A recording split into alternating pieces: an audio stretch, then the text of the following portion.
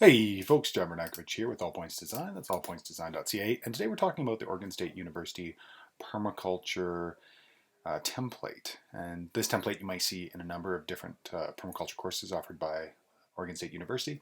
And we're on the climate survey. So in the climate survey, you're going to see some stock slides. You're going to see this stock first slide, which we went over in the last video on the left-hand side, taking a look at the different zones that we're in. And me being in Canada, I looked at the Canadian hardiness zones. You being wherever you are, you can take a look at the international zones, or you can compare to the USDA zones as well if you'd like. And then we're taking a look at, on the second slide, or slide 8, we've got a number of different elements here. Now you may find that all of this is available in just images, and so you want to put that in. What we've done is we've created this so that way if you have a close weather station, you can put that in. And the prompt is, the reason why the design site is open, because that weather station will not be your site unless you live by the weather station. So it's really to prompt you to think, okay, we're going to start building our own climatic information, our own weather information about our site. And that's why it's important to really make that differentiation. So I'm in Canada, and we have an amazing historical climate data called the Canadian Climate Norms. So if you go to climate.weather.gc.ca in Canada and go to Canadian Climate Norms, you click on that, it's going to come up with find these climate norms from what dates. So 1941 to 1970, 1951 to 1980. So I usually go to 1981 to 2010. And then I search by either station name, province or territory or proximity. So I typed in here Calgary because that's where our site is. And what immediately popped up was this next tab, which was the Calgary International A site. A number of different graphs and tables that are fantastic. This is exactly what I want in my slide deck. Not to mention, if I go to the data itself and scroll down, we start to get quite a bit of information about the daily averages for temperatures, the extremes, the max, the mins, the deviation, the precipitation, days with maximum, minimum. It really goes into it. So we can even take a look at the wind chill and the humidex and the degree days, which is really important if we get into specificity when we get to growing. But generally, this is enough information for what we're doing. So let's go back to the idea of the weather station. So this is a specific weather station at a specific site. And it may or may not be different than our site.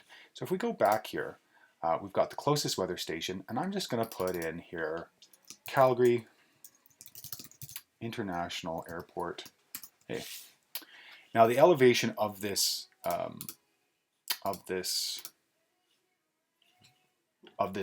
weather station is 1,084 meters, 0.10. So I'm going to take that and just pop that right into the slide deck. Awesome. And then over on the design site, I'm going to go back to Google Earth and just make sure that generally I know where that design site is.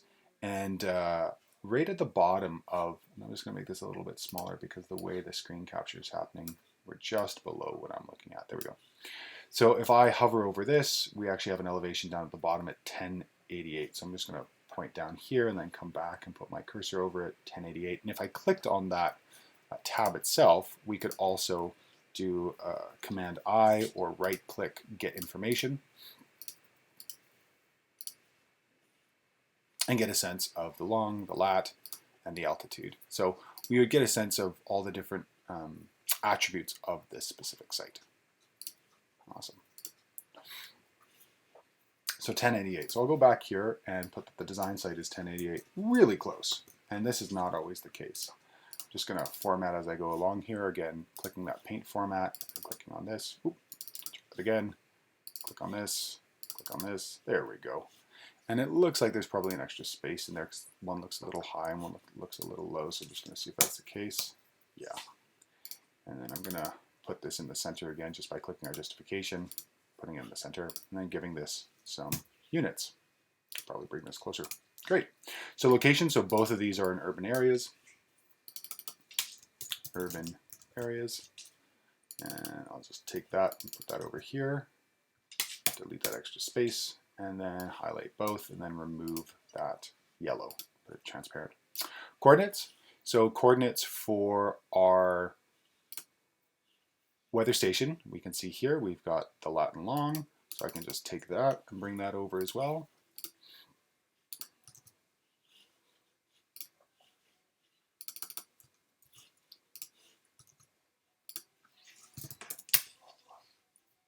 Awesome. And then I'm gonna just make sure that the highlight is transparent because it looks like it came in with a bit of formatting. Yep, just a bit. Great, and then I'm gonna put this into the center. Awesome. Now the design site, if we go back to Google Earth, and we click on this tab, we see that we've got the lat long again, so I'm going to take that and put that in here. There's the lat, there's the long. And I can probably get rid of the extra degrees here, so it's not necessary. And we'll remove this as well. Put them on the same tab, and again, take that paint and paint it in. Awesome. And it's a little wide. I'm gonna muck about here and maybe just put it right beside, so the W's by that and ends by that. And maybe what I'll do is I'll end up getting it on the same line. Yeah, as long as I just keep that comma close, which is fine. Average frost-free period. So I'm basically gonna go through the data and put all this information in.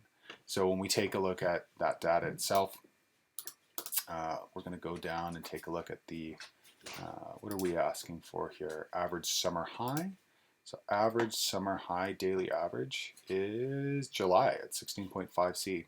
Awesome. So we are 16.5. And again, if you work in Celsius, feel free to keep it in Celsius. If you want to convert to Fahrenheit as well, go for it. I work in Celsius, and of course we don't know what it is on the site, so I'm going to make sure it's on the right side. There we go. And I'm going to put in July. And I don't know what this is, so I'm going to put a question mark. That lets your grader know that you've considered it and you've looked for it, but you haven't found it. Same as this. I don't know what it is directly on that site. Record high, so we're going to go back over to our data. Extreme max was 36.1 C, and it happened in 1919 on the 5th of July. Great. So 36.1. So record high, 36.1 C, and it happened in, and I don't even have to have the date there, I can just go July 15th, 1919. Sweet.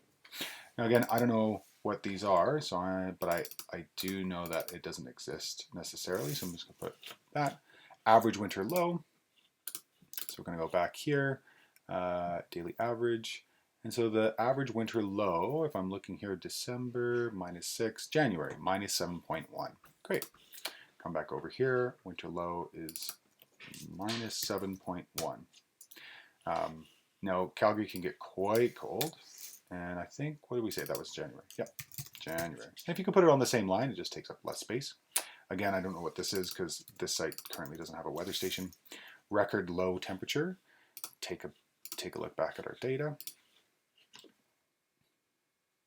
Extreme min, -55, 1893 on the 4th of February. Great, -45, 1893.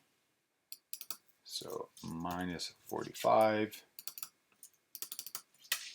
1893, and it was in, oh, I think it's February. February 4th? Let's see. February 4th. Great. So February is in the column, and then we've got the date, and then we've got, then we've got the year, and then we have the date itself. Great. So generally this is all filled, and I'm just going to do a few things here. And something I didn't do last time is I didn't source that other chart, so I'm going to do that now as well. So this is going to be design site climate intro. That sounds good. And this is the second chart, so it's 202 in the second assignment. So 2 is the assignment, and just making sure that I get a sense of all of my data here. I kind of like using the word source instead of resource, so I'm just going to put source. And I'm going to put in this nice big long code. Now, if you ever want to change these and make them shorter, you can either go to bit.ly or shorten .url. I've used bit.ly for a long time, so I think I'm just going to keep doing that. And when bit.ly comes up, what will happen is that we'll be able to put in, I think it's actually bit.ly, if I remember correctly. Google also has a shortener as well. There we go. So it's going to come up. I've already copied this, so Command C, and I'm going to go down to shorten my link, and I'm going to shorten. And once this shortens, I've got this little short code. I'm going to copy that, and that'll be good to throw in here. It's just a little bit shorter. Oop, I got the other one. Gonna try that again. Copy, copied, nice, and in it goes. Awesome. And I access this on, accessed on October 24th, 2020. Delete the rest of that. Great. And then remove the yellow, because I've already taken care of this. And I'll do the same thing for this chart. I'll go back to where it was yesterday, look through my history, and put that all in. So the next time we look at this chart, that'll be filled. Do note that the closest weather station section is optional. You may copy and paste local climate information. Feel free to make any changes over time, building your own climate data. So that's all done, so I can remove that. That's great. Add another slide. You'll see that on every single slide. All yellow data has to be removed. That has to be done. So now I only have the last thing left for me to think about here, which is great. It really lets me know what's going on. So let's go to the next slide. And because so much of this is already in my other slide and it just has data, what I might do is just copy and paste this slide, because I like quite a bit on this, but I don't need all this information necessarily, so I might remove that. And now what I'll do is I'll just go and I'll start taking screen captures. So that first, where are we here? That first, there we go, temperature and precip graph is a great one to start off with if you're in Canada. So I'm just gonna grab a screenshot of that one. Awesome. Come over here, drop that in. Now again, anytime we put in a chart, we're gonna have to source it. So I'm gonna go back up and steal this little attribution, put this in here, because it is from the same place, but it's a different chart. And so I'll put it about there. That'll be the same, but this will be the third one. And design site, I might call this environment Canada temp and precip graph for 1981 to 2020 Canada, or pardon me, Calgary International Airport A. Great. And this is a little large, so I'm gonna pop this down a bit. I don't even need it bolded. Take that off, and maybe even a bit smaller, because we can punch in if we need to. Great. So that's a nice piece. It's taking up a fair bit of room, and if I had room for others, I might put this in, or I might put in a couple of images around some of the weather patterns that we see in Calgary. And I'm going to copy and paste this again, because I'm going to go back and I'm going to grab those climate charts, which is basically everything we need that's being asked for in this assignment. So I'm going to take the temp, grab that. Maybe I can fit two of these onto one slide. I don't know if I can. No, it's kind of nice if they're big, so I'm just going to leave it. Big and center it up. That's the nice thing. You'll see that there's a red line that pops up, and it'll show you what it's being centered with. And then go down to the bottom. Do I have space? Yeah, I do. So I'm going to come back up here, grab this. And the nice thing is that this is really going to be the header for everything. So this is the fourth chart in the second assignment, and this is temperature. So, and I'm just going to put monthly temps. Monthly temperatures. Great. Now I'm going to do this again. I'm going to do this for the precipitable values. Slide down. Great. So this is a little larger than I can grab in my screen capture. So I'm just going to pull back or zoom out. And that's good. I might have to do that again. Nice. Again, use my screen capture function, whatever that is on your computer. For me, it's Command-Shift-4, and I'm on a Mac. Go back over here. Oh, I didn't make a new one yet. Oh, maybe I did. Yeah. Ooh, I missed out. Gotta go grab it now. Bring it back in. This is a little taller, so I'm going to try and fit it in where it can. And I might put in some precip, some snowfall, some interesting dates about snowfall in Calgary. That could be really valuable. Monthly precipitation.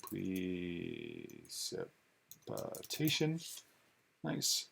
And that's done as well. And so I've got room for some images and whatnot in and around the side, and it just helps to convey the story of climate in your site. So I'm going to go down and just make sure I've got everything. Yeah, the only thing I'm really missing that's been called for is wind. That's what I'm really missing. So I'm gonna go back in here, see where the wind data is. There it is. Pull that down. Great. So again, maybe I'm actually gonna go back here first and make sure I've got a slide ready. Yeah, I've got this one ready.